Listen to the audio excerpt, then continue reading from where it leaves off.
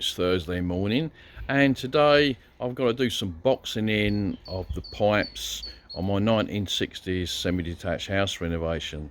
As some of you know, been following us, we bought this 2-bedroom semi-detached property in Whitstable, and we're renovating on. Hopefully we're going to flip it to make profit at the end.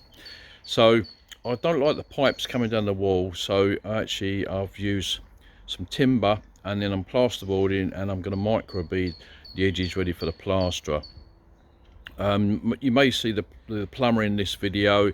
Obviously he's fitting a new Baxi boiler, combi boiler, and then we're just working where the pipes are going for the rads on the wall, and obviously we might have to put them on and then drop them off ready for the plasterer come tomorrow.